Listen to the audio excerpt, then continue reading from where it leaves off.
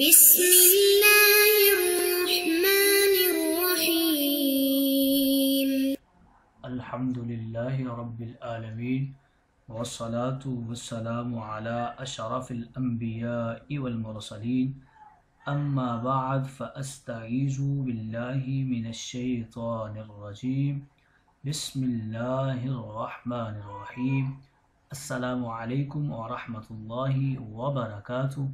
عزیز طلبہ کرام، امید کرتا ہوں احباب خیر سے ہوں گے۔ انشاءاللہ آج ہم تفسیر جلالین کے درس نمبر 249 میں سپارہ نمبر 19 سے سورہ شعراء کی منتخب کردہ آیات 1 سے لے کر 3 تک پڑھنے کی سعادت حاصل کریں گے، جن میں کلام باری تعالیٰ و کلام مفسر کا ترجمہ ہوگا۔ کلام مفسر کی تشریح و توضیح کرنے کی سعادت حاصل کریں گے اور تفسیری اغراض و فوائد کو ذکر کرنے کی کوشش کریں گے۔ تو آئیے طلبہ کرام بلا تاخیر بڑھتے ہیں اپنے آج کے درس کی طرف۔ سورۃ الشعراء مکیہ الا والشعراء الی آخرها فمدنی۔ بتا رہے ہیں کہ سورہ شعراء مکی ہے مگر والشعراء سے آخر تک مدنی ہے، 227 آیات ہیں۔ بسم اللہ الرحمن الرحیم۔ طاسیم تلک آیات الکتاب المبین۔ اللہ کے نام سے شروع جو بڑا مہربان نہایت رحم کرنے والا ہے۔ طاسیم اللہ اعلم بمرادہ بذالک، اس کی مراد اللہ ہی بہتر جانتا ہے۔ تلک آیات الکتاب القرآنی المبین، یہ آیات کتاب مبین یعنی قرآن کی آیتیں ہیں جو المظہر الحق من الباطل، حق کو باطل سے ظاہر کرنے والی ہیں، ممتاز کرنے والی ہیں۔ آیت الکتاب میں اضافت بمعنی من ہے۔ لعلک یا محمد باخع نفسک، شاید اے محمد آپ تو اس غم کے سبب سے کہ اہل مکہ ایمان نہیں لاتے اپنی جان کھو دیں گے۔ بتا رہے ہیں کہ لعل یہاں پر اشفاق کے معنی میں ہے، یعنی اس غم میں تخفیف کر کے اپنے اوپر رحم کیجئے۔ آئیے طلبہ کرام ترجمہ کے بعد بڑھتے ہیں آج کے درس کی تشریح و توضیح کی طرف۔ سب سے پہلے سورہ شعراء، اس کا نام اور وجہ تسمیہ ذکر کرتے ہیں۔ اس سورت کو سورہ شعراء کہتے ہیں اور اس لفظ کا ذکر قرآن مجید کی اس آیت میں ہے وَالشُّعَرَاءُ يَتَّبِعُهُمُ الْغَاوُونَ، اور شعراء کی پیروی وہ لوگ کرتے ہیں جو گمراہ ہیں۔ اس سورت میں مکہ کے ان کفار کا رد فرمایا ہے جو نبی کریم صلی اللہ علیہ وسلم کو شاعر کہتے تھے۔ الشعراء کا لفظ قرآن مجید میں صرف ایک بار آیا ہے اور اس کا اسی صورت میں ذکر ہے۔ اس صورت کا ایک نام طاسیم بھی ہے لیکن زیادہ مشہور نام الشعراء ہے۔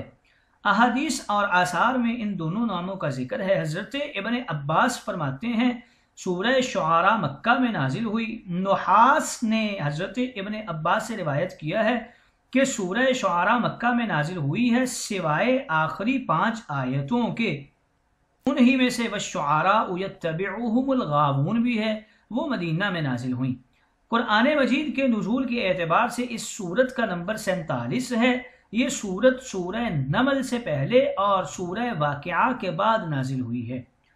سورہ فرقان کے ساتھ سورہ شعراء کی مناسبت کچھ یوں ہے کہ سورہ فرقان اور سورہ شعراء دونوں صورتوں کی ابتدا قرآن مجید کی تعظیم سے ہوئی ہے۔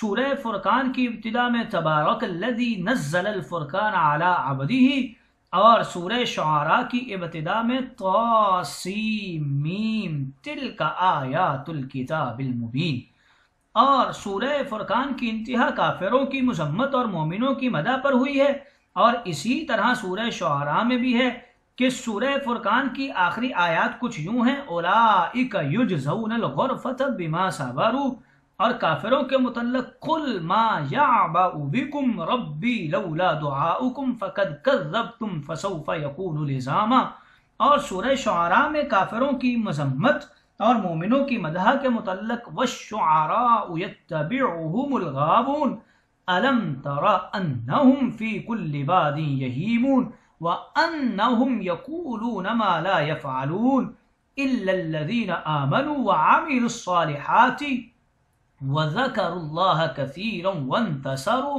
من بعد ما ظلموا وسيعلم الذين ظلموا أي منقلب ينقلبون۔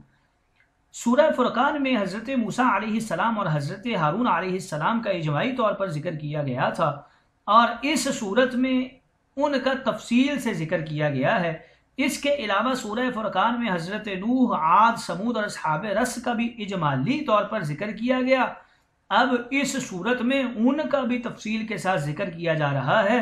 ان کے علاوہ بعض دیگر انبیاء علیہم السلام اور ان کی امتوں کا بھی اس صورت میں تفصیل کے ساتھ ذکر کیا گیا ہے۔ سورۃ الشعراء کے مقاصد کے حوالے سے ذکر کر رہے ہیں کہ اس صورت میں قرآن مجید کی تعظیم اور تکریم بیان کی گئی ہے، اس کی فصاحت اور بلاغت کے ساتھ چیلنج کیا گیا، اور یہ بتایا گیا کہ ہے اس کی نظیر کوئی لا سکتا، اور نبی کریم کفار مکہ کو جو قرآن مجید کی دعوت دیتے تھے اور وہ اس سے اعراض کرتے تھے اور جواب میں دل آزار باتیں کہتے تھے، ان پر آپ کو تسلی دی گئی ہے۔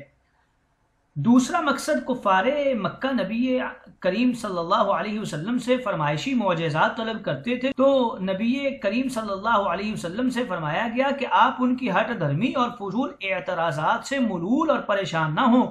آپ سے پہلے جو رسول بھیجے گئے ان کے زمانے میں بھی مشرکین ان پر ایسے ہی اعتراض کیا کرتے تھے۔ تیسرا مقصد یہ بیان کیا گیا کہ فرمایا اس صورت میں کہ تم پچھلی قوموں کی طرح نبی کریم سے کسی نشانی اور معجزہ کو طلب کر رہے ہو، کیا تمہارے لیے اس قرآن کی صورت میں جو نشانی اور معجزہ ہے وہ کافی نہیں ہے؟ بتایا جا رہا ہے اس صورت میں کہ یہ قرآن کی نازل کی ہوئی وحی ہے، اور کفار کا اس کو جنات اور کاہنوں کا کلام قرار دینا اور اس کو محض شعر و شاعری قرار دینا یہ باطل ہے۔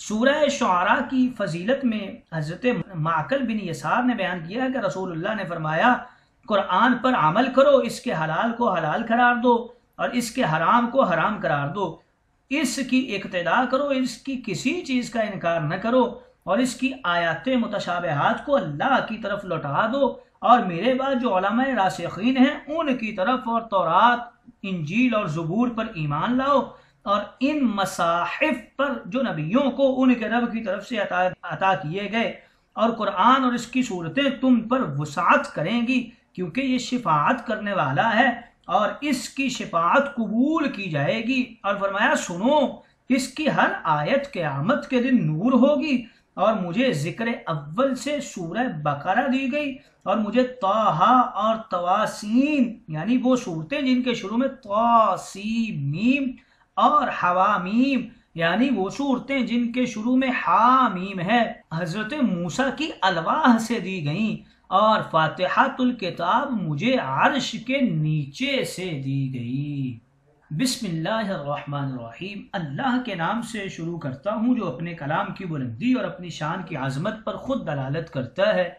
وہ رحمان ہے جو اپنی معصیت کرنے والوں پر گرفت کرنے اور ان کو سزا دینے میں جلدی نہیں کرتا، اور ایسا رحیم ہے جو اس سے محبت کرنے والوں کو ان کاموں کی توفیق سے زندہ رکھتا ہے جن سے وہ راضی ہوتا ہے۔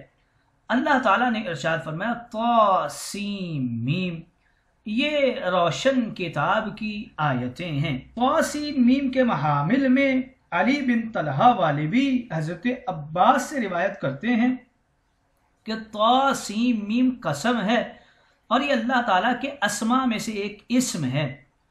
قتادہ نے کہا کہ یہ قرآن مجید کے اسماء میں سے ایک اسم ہے، مجاہد نے کہا یہ اس سورت کا اسم ہے، محمد بن کرزی نے کہا اللہ تعالیٰ نے اپنی بلندی، اپنی قوت اور اپنی سلطنت کی قسم کھائی ہے۔ تلک آیات الکتاب المبین، یہ روشن کتاب کی آیتیں ہیں، یعنی حق کو باطل سے ممتاز کرنے والی ہیں۔ اللہ تعالیٰ نے ارشاد فرمایا یہ روشن کتاب کی آیتیں ہیں، اس کا معنی یہ ہے کہ یہ سورت اس روشن کتاب کی آیتوں کا مجموعہ ہے۔ اگر یہ اعتراض کیا جائے کہ اس سورت کے مخاطب کفار مکہ ہیں تو اس سورت کی آیات ان کے لیے ان احکام کو کیسے بیان کرنے والی ہوں گی جن پر عمل کرنا ان کے لیے لازم ہے؟ تو اس کا جواب یہ ہے کہ قرآن کی کسی ایک سورت کی نظیر لانے کا ان کو چیلنج دیا گیا، اور جب وہ ایک بڑے عرصہ تک اس کی کسی ایک سورت کی بھی نظیر نہیں لا سکے تو یہ واضح ہو گیا کہ یہ کسی انسان کا کلام نہیں، رب العزت کا کلام ہے، اور اس سے اللہ کی توحید اور اس کی ربوبیت ثابت ہو گئی۔ اور چونکہ یہ کلام سیدنا محمد صلی اللہ علیہ وسلم پر نازل ہوا، اس لیے آپ کی رسالت بھی ثابت ہو گئی، اور جو شخص اللہ اور اس کے رسول پر ایمان رکھتا ہو اس پر لازم ہے کہ وہ قرآن مجید کے بیان کیے گئے تمام احکامات پر ایمان لائے اور ان پر عمل کرے۔ الکتاب المبین کا معنی واضح اور روشن بیان کرنے والی کتاب۔ قرآن مجید نے اللہ اور اس کے رسول پر ایمان لانے اور ان کو ماننے کا حکم دیا ہے، اور شیطان اور بتوں کو ماننے اور ان کی عبادت کرنے سے منع فرمایا ہے، اور اس حکم کو قرآن مجید نے وضاحت سے آسان اور سادہ دلائل کے ساتھ بیان کر دیا ہے۔ اسی طرح نماز پڑھنے، روزہ رکھنے، زکوٰۃ ادا کرنے، حسب استطاعت حج کرنے اور جہاد کرنے کا حکم دیا ہے، عفت اور پاک دامنی کا حکم دیا ہے، ناجائز مال کھانے سے منع فرمایا ہے۔ یہ احکام اس کتاب میں بہت آسان اور سادہ طریقے سے بیان کر دیے گئے ہیں۔ کوئی شخص یہ نہیں کہہ سکتا کہ اس کو یہ سمجھ میں نہیں آتا کہ اس کتاب میں کیا احکام ہیں، کس کام کے کرنے کا حکم ہے، کس سے منع کیا گیا ہے، اور اس کتاب نے جو احکام دیے ہیں ان کے معقول، درست اور قابل عمل ہونے کا کوئی شخص انکار نہیں کر سکتا۔ اور یہ احکام ایسے نہیں کہ ان کو شعر و شاعری، جنات کی بتائی ہوئی جھوٹی سچی باتیں یا جادو کہا جا سکے۔ یہ انسان کے عمل کرنے کے لیے کھلے کھلے احکام ہیں، ان میں کوئی پہیلی یا بجارت نہیں ہے، اور ہر انصاف پسند شخص یہ تسلیم کرے گا اور مانے گا کہ دنیا اور آخرت کی فلاح اور کامیابی انہی احکام پر عمل کرنے سے حاصل ہو سکتی ہے۔ تو اب اس بات میں کوئی شک نہیں رہتی کہ یہ روشن کتاب کی آیتیں ہیں۔ لعلک باخع نفسک الا یکونوا مؤمنین، اے رسول مکرم شاید آپ اس غم میں جان دے دیں گے کہ وہ یعنی کفار مکہ ایمان لانے والے نہیں ہیں۔